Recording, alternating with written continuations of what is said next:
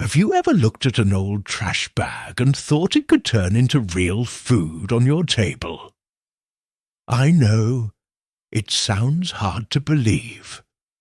When I was younger, I would have laughed if someone told me you could harvest over 100 pounds of potatoes from a space smaller than a sheet of newspaper, or grow endless onions out of something most people would just throw away. But today, after decades of learning from the land, I'm here to show you exactly how that's possible. And more than that, why this technique I'm about to share is one of the most powerful things I've ever learned working with soil. Stay with me until the end, because what I'm about to show you will completely change how you see the space you have available to grow food. There's something I hear all the time from people who want to grow their own food, who dream of having at least some level of independence in what they put on their plate. They say they don't have enough space, that they live in an apartment, or their backyard is too small, or the soil isn't good, or they can't build a garden the way they think it needs to be done. And I understand that feeling, because I used to be that man, the one who looked at what he had and thought it wasn't enough. But over the years, what the land taught me is this. The problem was never the space. The problem was how we were taught to see space. And it was exactly this shift in perspective that opened the door to a technique I now consider one of the most brilliant I've ever come across. A method that's old, simple, doesn't require ground space, doesn't depend on complex irrigation systems, and produces an amount of food that will surprise you every single time you harvest. Now, I want you to picture something for a moment. A regular black trash bag, the kind everyone has at home. Now imagine that same bag transformed into a vertical growing system, capable of supporting onions that keep multiplying over time, or potatoes that stack layer upon layer inside that compact, controlled space. It sounds too simple to really work, I know. But that's exactly where the beauty of this method lies. Because our ancestors understood something that modern agriculture chose to overlook when it became dependent on large fields, heavy machinery, and industrial inputs. They understood that a plant doesn't need endless space. It needs the right conditions. And when you learn how to create those conditions in a small space, the results go far beyond what you'd expect. But before I show you how this works in practice, how to build it, what to put inside, how to take care of it, and how to harvest, I need to ask you something. I want you to pause for a second and think about your own experience with growing food. Have you ever tried planting something and felt like it just wasn't working the way you expected? Have you ever put in time, effort and care, only to see your plants wilt, your harvest disappoint, or things simply never get off the ground because the space felt too limited? This is far more common than people admit. Most people who try to grow food at home go through this moment of frustration, that feeling that maybe it's not for them, that maybe they need better soil, more space, more resources. I'd really like to hear your story. Tell me in the comments if you've ever felt that frustration, if you've tried to grow something and felt lost. Write this down below. I want to grow my own food, but I haven't found the right way yet. That helps other people going through the same thing realize they're not alone. We learn faster when we share what we've lived through. And I read every comment carefully, because every experience you share helps me understand what needs to be explained more clearly. And speaking of learning together, if you're not subscribed to this channel yet, now is the time to do it. Here, we don't talk about store-bought, ready-made solutions. We talk about real knowledge, the kind that comes from the land, from techniques used by generations before us, techniques that work because they respect nature instead of trying to force it. If you want to learn how to produce more food with fewer resources, in less space, without depending on industrial products, go ahead and subscribe now and turn on notifications so you don't miss any videos. Now let me tell you where this method I'm about to teach you comes from. Because understanding the origin of a technique is essential if you want to apply it the right way. I didn't learn this from a book. I learned it by observing. Many years ago, when I was still a man making more mistakes than successes out in the field, I had the chance to meet an old farmer from the countryside who grew potatoes and onions on a piece of land most people would have considered unusable. It was steep, narrow, full of rocks. And yet, that man produced more food from that land than people with twice the space around him. Of course, I got curious, and when I asked him what his secret was, he looked at me with the kind of eyes that carry years of observation, and said something that has stayed with me ever since. He told me a plant doesn't need a lot of space to grow. It needs depth and time, and when you learn how to create depth without needing wide space, you multiply everything you produce without needing more land. That idea stayed with me. It started to make sense little by little, as I observed, experimented, and adjusted what I had learned to what I was seeing in real life. Because that's how knowledge from the land works. It doesn't come ready-made. It reveals itself in layers, just like a potato growing underground, where you can't see what's happening on the surface. And it was exactly this principle that led me to the method I'm going to teach you today, the trash bag method. When done right, it can turn any small corner of your home, any patio, balcony, rooftop, or tiny backyard, into a real, continuous source of food. Before we get into the trash bag itself, I want you to understand a fundamental principle behind all of this, because once you understand the principle, you won't need to follow a rigid formula. You'll be able to adapt this technique to whatever space you have.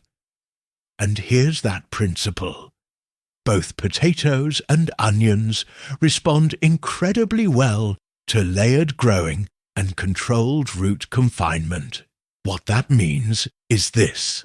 When you create an environment where roots are encouraged to grow downward and where soil is continuously added around the stem as the plant develops, you're creating a condition that nature rarely produces on its own in shallow or compacted soil. And the trash bag, with its cylindrical and flexible structure, mimics that condition surprisingly well. Let's start with potatoes, because this is the part that really blows people's minds the first time they hear about harvesting over 100 pounds in less than a few square feet. The first thing you need to understand is this. That number is not exaggerated, and it's not some empty promise. It's the direct result of consistently applying the layered growing method, the core principle behind growing in bags. What makes this method so powerful is actually very simple. Potatoes produce tubers all along the buried portion of the stem. That means the more stem you bury as the plant grows, the more production surface you create. And the trash bag allows you to do this vertically instead of horizontally. Now let me walk you through how this works in practice from start to finish. Because execution is what separates an average harvest from one that truly surprises you. You start with a strong trash bag, preferably a heavy-duty one that can handle weight. Then you roll the top edges down, almost like rolling up sleeves, so the bag is only about 1/3 of its full height. At the bottom, you punch a few holes to allow proper drainage, because excess moisture is one of the biggest problems when growing in containers. Next, you add about 6 inches of growing medium. This soil mix should be light, fertile, and well-draining. A combination of garden soil, well-aged compost, and coarse sand works very well. The key here is that the soil can't be too compact. It needs to stay loose enough for roots to grow freely. On top of this first layer, you place 2 to 3 seed potatoes. These are simply regular potatoes that have started sprouting. You can even use ones from your pantry that have developed those small white or green shoots. Each potato should have at least 1 or 2 strong sprouts.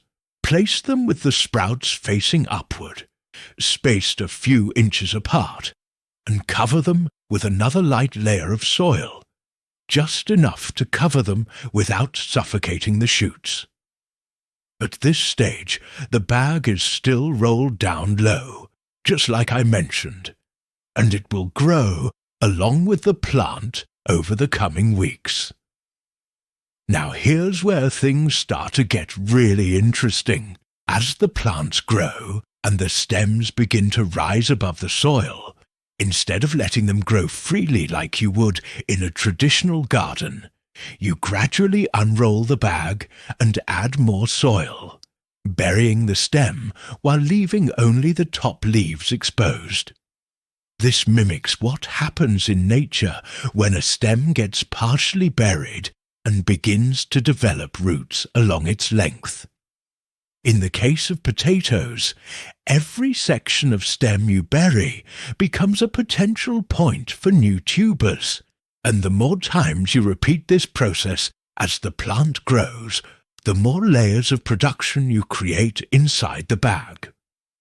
The result, when you finally open the bag at harvest time, is a full vertical column of potatoes, layer upon layer, from the bottom all the way up near the top, in a density that traditional shallow bed gardening simply cannot match. But there's something important I need to point out here, something that took me years to really understand, and it makes a huge difference in your results. The secret is not burying the stem aggressively or too quickly. It's about timing. You should add soil gradually, always leaving at least 1/3 of the plant exposed, with healthy leaves available for photosynthesis. If you bury too much too fast, the plant goes into stress and slows down its growth. But if you move at the plant's pace, if you respect its rhythm, it will respond with a level of vigor that will honestly surprise you. Daily observation is key. The plant will show you when it's ready for more soil, and over time, you'll naturally learn how to read those signals. Now let's talk about water, because I know when people hear something like no water, the first reaction is skepticism. Every plant needs water, that's obvious, What this method does is not eliminate the need for water, but drastically reduces how much you need compared to traditional in-ground gardening. And that happens for two main reasons. First, the bag creates a semi-closed microenvironment that retains moisture far more efficiently than exposed soil. Evaporation is significantly reduced because the soil is protected by the sides of the bag and by the layering itself. Second, because you're growing in a concentrated, controlled volume, every bit of water you apply goes directly to the root zone, instead of spreading out and getting lost in surrounding soil like it does in traditional beds. So, when I say no water, what I really mean is this. You'll use a fraction of the water you would normally need, which becomes incredibly important in areas with dry seasons or where water is expensive or limited. Sunlight follows a similar logic. Potatoes and onions do benefit from direct sunlight, but what growing in a bag allows is a level of flexibility that a fixed garden bed in the ground simply can't offer. You can move the bag as the sun shifts throughout the day and across the seasons. In an apartment with a balcony, you can place the bags where they get the most morning light, and then move them to a more protected spot during the hottest hours of the day. In a backyard with partial shade, you can test different positions until you find where the plant responds best. That mobility is something no fixed garden bed can provide, and it's especially valuable for people living in urban environments, where sunlight can vary depending on surrounding buildings. That said, let me now talk to you about onions, because growing infinite onions in a bag follows a slightly different logic than potatoes, and it's just as fascinating once you understand why it works. Onions are often associated with large garden beds, well-prepared soil, and plenty of space. And in a conventional garden, they do take up room and require careful spacing. But there's a specific variety and method that completely changes that logic and allows you to have onions available almost year-round without having to replant from scratch every cycle. I'm talking about bunching onions, also known as green onions or scallions. Unlike bulb onions, which produce a single head and then die after harvest, these grow in clumps, continuously producing new shoots around the base. That means when you harvest, you don't pull the whole plant out. You simply cut the outer leaves and leave the center intact. And within days, it's already growing back. Over time, the clump expands, producing more and more shoots, and you can divide those shoots to plant in other bags, multiplying your production without ever needing to buy new seedlings. In a trash bag, growing onions works like this. You prepare the bag with the same type of substrate I described for potatoes. But here, you'll make small cuts or holes along the sides of the bag at different heights, creating openings where each onion plant will go. This system allows you to plant not just at the top, but along the sides as well, multiplying your growing area vertically.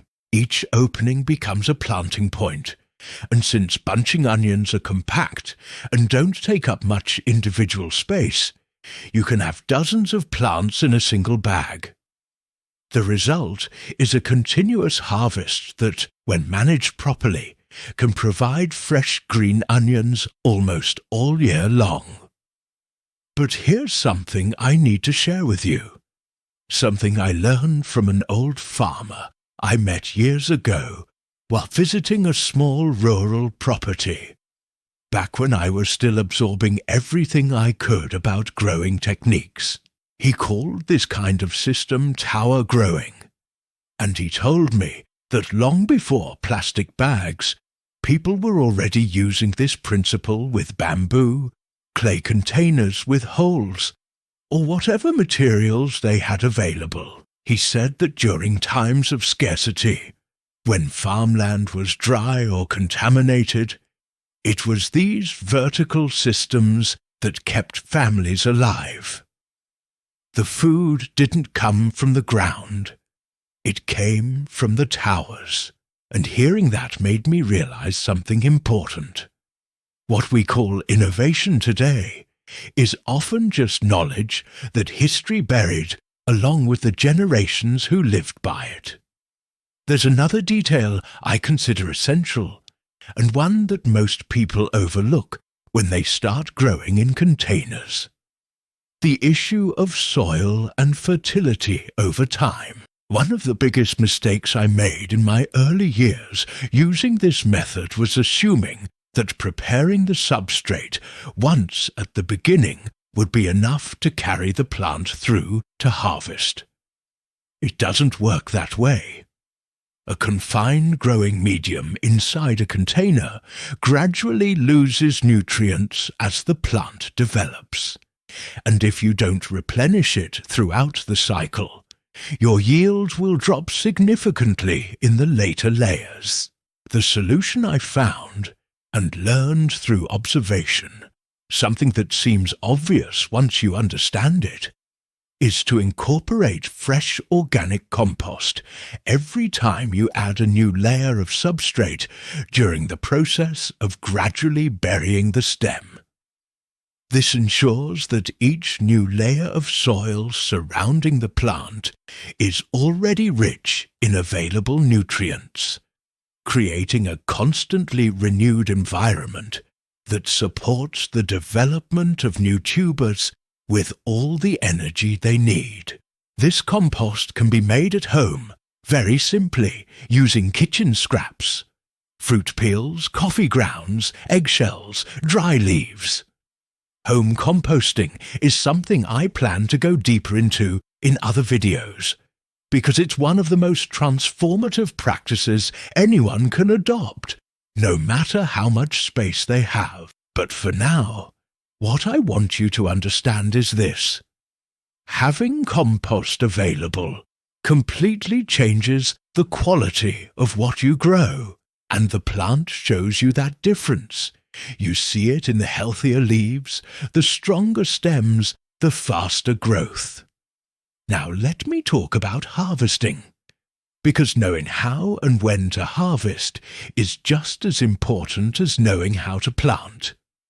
In the case of potatoes, the clearest sign that it's time is when the upper leaves start to yellow. As the leaves gradually dry out and turn yellow, the plant is signaling that it has completed its cycle and that the tubers are mature. At that point, you have two options. The first is to open the bag completely and harvest everything at once, which gives you the full visual of all the layers you've produced.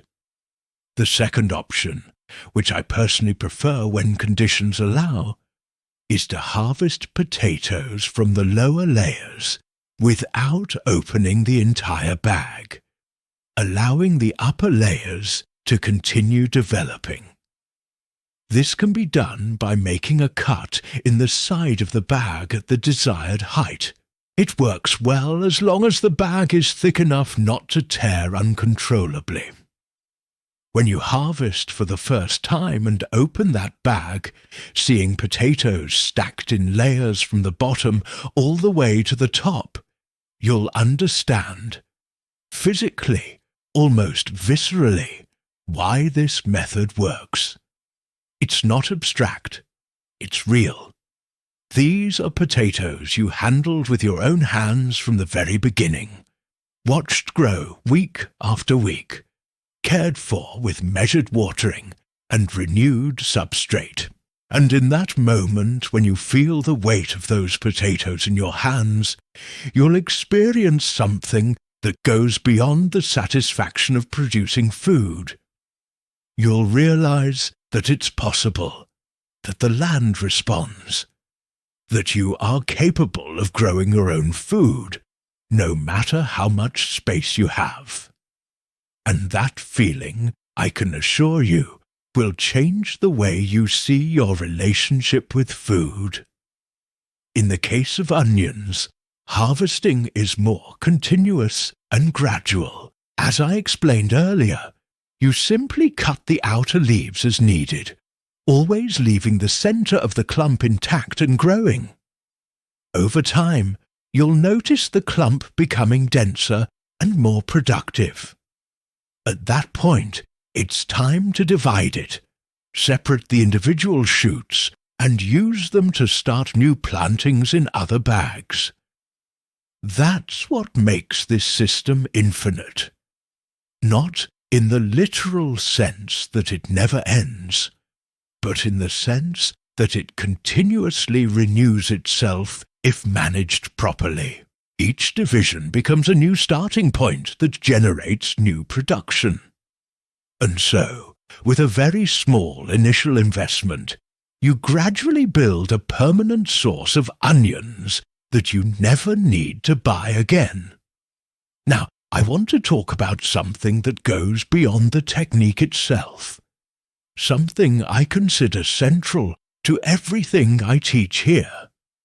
It's about the mindset behind the decision to grow your own food. When someone starts planting at home, whether in a trash bag, a wooden raised bed, or even a cut plastic bottle, they're making a choice that goes far beyond saving money at the grocery store. They're choosing a different relationship with what they eat. They're choosing to know where that onion, that potato, that tomato came from. They're choosing to be present in the process that turns soil into food, instead of receiving it ready-made, without a story, without any connection to the land that produced it. And when you grow your own food, even if it's just a small portion of what you consume, something changes inside you.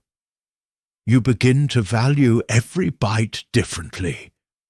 You start to notice the seasons in a new way, to pay attention to rainfall, to feel how the climate affects production. You reconnect with a cycle that modern urban life has led many people to forget even exists.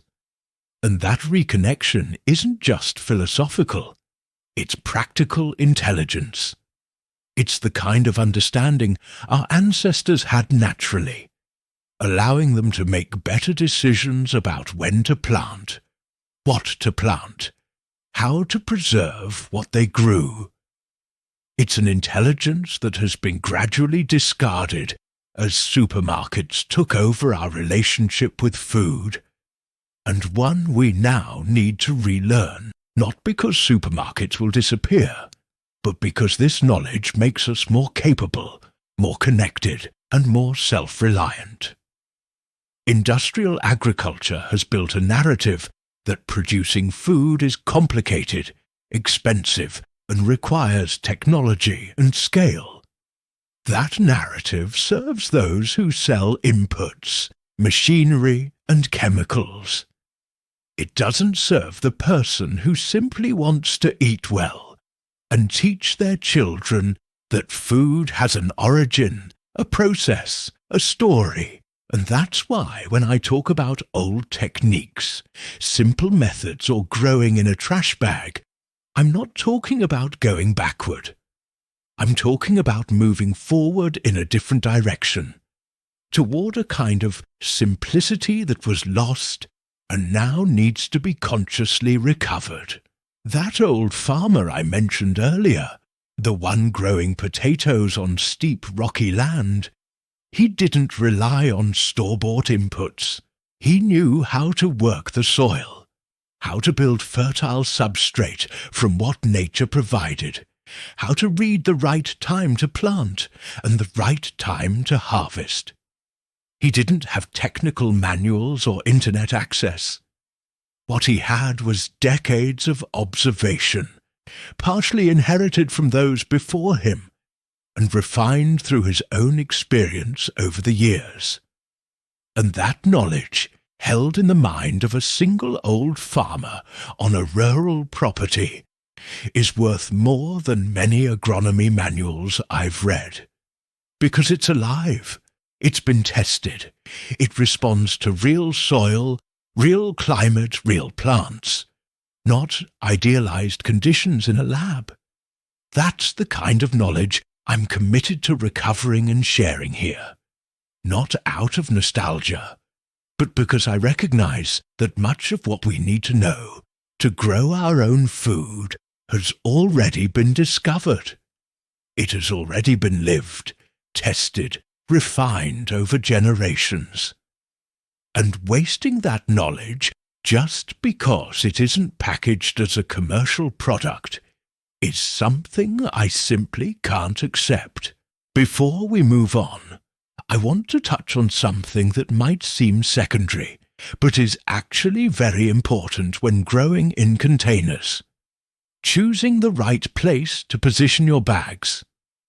When I say this method can work with limited sunlight, what I mean is that both potatoes and onions can complete a healthy cycle with less than ideal sun exposure, as long as you compensate with proper care.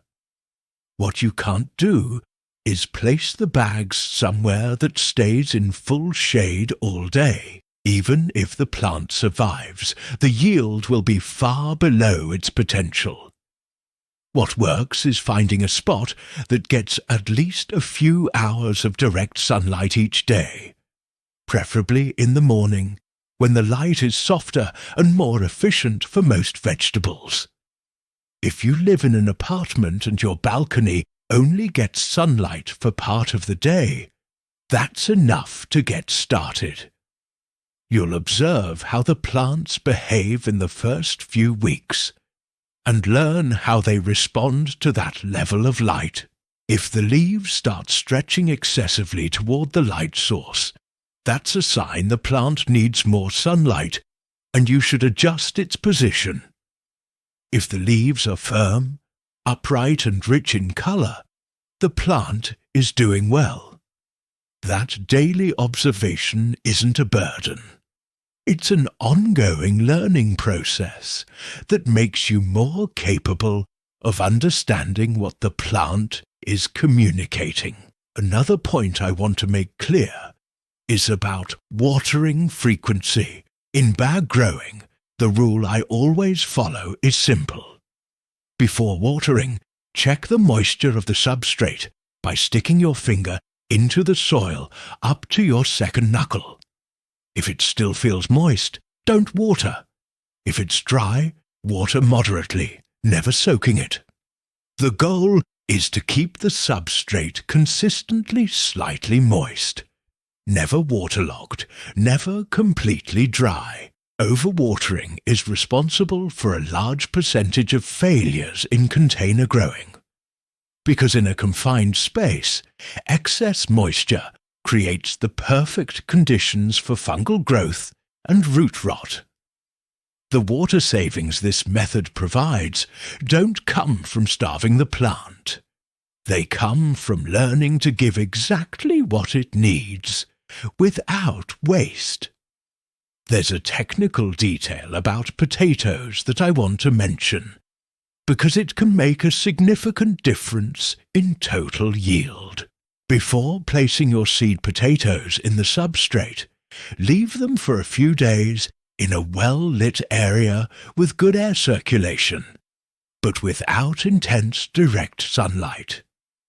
This process, often called chitting, is essentially a preconditioning step that stimulates sprout development and strengthens the potato before planting. When you plant a potato that already has strong, well-formed sprouts, instead of barely emerging or invisible ones, the plant establishes itself much faster and begins producing active roots much sooner. This shortens the overall growing cycle and increases yield, because the plant spends less time in the initial establishment phase and more time actively growing and producing tubers. If you have kids at home, I want to tell you something important. This method is one of the best ways I've ever seen to involve children in the process of growing food. Kids are naturally curious about how things grow, and watching a potato transform into a plant, especially in a transparent setup where they can see roots developing, is an experience they'll never forget. I still remember the day my father first showed me how a simple seed could turn into real food. That moment planted in me a curiosity and respect for the land that shaped everything I learned afterward. If you have children around, bring them into the process. Give them responsibility, watering, observing, tracking growth. You'll be giving them something that lasts a lifetime. Now let me talk about a very common mistake I see when people try this method for the first time and end up disappointed. Impatience. Potatoes need a cycle that typically ranges from about 3 to 4 months, depending on the variety and conditions. Bunching onions start producing more quickly, but a fully established and productive plant still takes a few weeks. During this time, especially in the early stages, it can feel like nothing is happening. The bag just sits there. The substrate looks lifeless, and the temptation to dig in and see what's going on inside is strong. But this is exactly when the plant is building its root system, establishing its foundation, preparing for the growth that's coming. The soil works in silence, and those who don't know how to wait often lose right before the reward. This is something modern society has largely lost. The ability to wait, to follow a process that has its own timing. The rhythm of the land doesn't negotiate with human impatience. It follows the seasons, the temperature, the humidity, the quality of the soil. And when you learn to respect that rhythm instead of trying to force quick results, you begin to work with nature instead of against it. That's what makes traditional farmers so different from the modern model. They didn't expect from the land what it couldn't give. They learned to give the land what it needed, and to receive what it offered in its own time. The same patience that makes a good farmer also makes a good observer of nature, and being a good observer is perhaps the most valuable skill you can develop if you want to grow food consistently over time. There's no book, no video, no course that can replace daily observation of what's happening with your plants. Every plant gives signals. Yellowing leaves might indicate nutrient deficiency, overwatering, or fungal issues, depending on the pattern. Leggy stems usually mean lack of light. Curled leaves can signal drought stress or insect activity. When you learn to read these signs, you begin to act preventively instead of reactively, correcting small imbalances before they turn into serious problems. Now I want to talk about something that goes beyond this video, something that represents the core of what I do here. Every technique I share, whether it's growing in bags, companion planting, natural soil management, or biological pest control, is part of a broader system of knowledge where everything connects. No technique works in isolation. A garden is a living system where soil, plants, water, light, insects, and microorganisms are constantly interacting. When you start to understand this web of relationships, you stop treating your garden as a problem to solve and start treating it as an ecosystem to care for. And from this perspective, traditional knowledge begins to make much more sense. Farmers in the past didn't have access to soil analysis reports, chemical inputs, or detailed weather data, but they had decades of accumulated observation that allowed them to intuitively understand these same relationships. They knew that planting certain herbs near potatoes could repel common pests. They knew crop rotation could restore soil health without synthetic fertilizers. They knew the moon influenced moisture movement in the soil, and that planting on certain lunar days produced better results than others. This kind of knowledge may sound mystical to someone raised only within an industrial scientific framework, but it is the result of systematic observation over generations, and it deserves the same respect as any other accumulated body of knowledge. I'm not saying modern science has no value. What I'm saying is that ancestral knowledge and scientific knowledge don't have to be enemies. They can complement each other in a very powerful way. And when you're growing food in a small setup, on a balcony, using a trash bag, the knowledge that truly helps you day to day isn't what comes out of agricultural labs. It's practical, observational knowledge built over time. It's the kind of knowledge my father passed down to me, that his father passed down to him, and that I'm now passing on to you.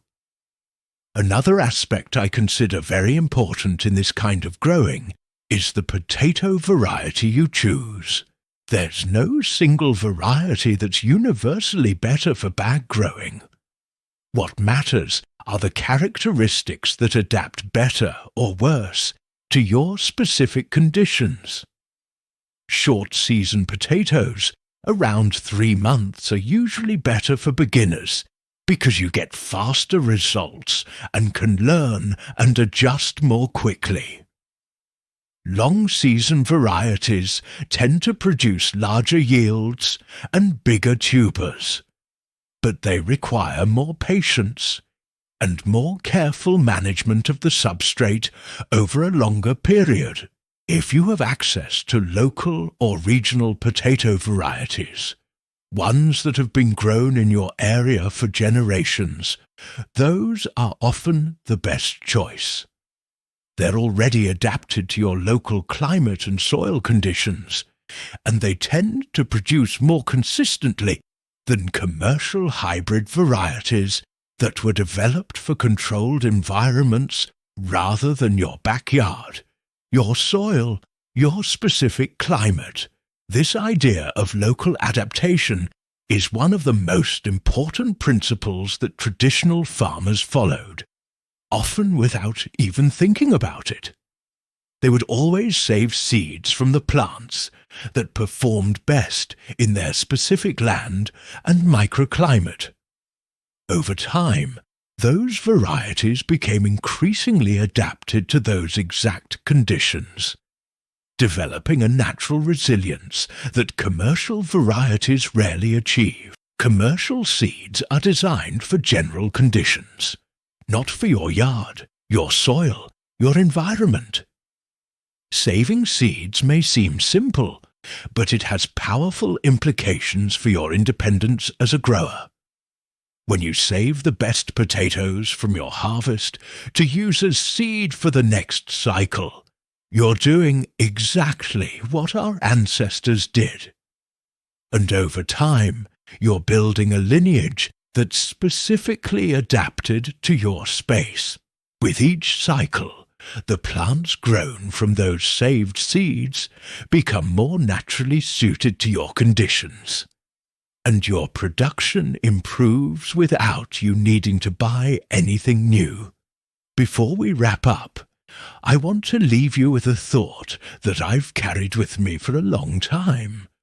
Something that really captures what this kind of growing means to me. There's a big difference between buying food and producing food.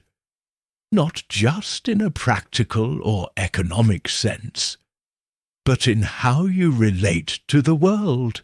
Someone who grows even part of what they eat experiences something that someone who only buys food never will. The understanding that their survival, even in a small way, passes through their own hands. That it depends on their care, their observation, their ability to work with nature. That experience creates a kind of inner security that has no price. It's the confidence of knowing that, under any circumstance, you have the ability to grow food where others might only see empty space. That's what I hope you take from this video.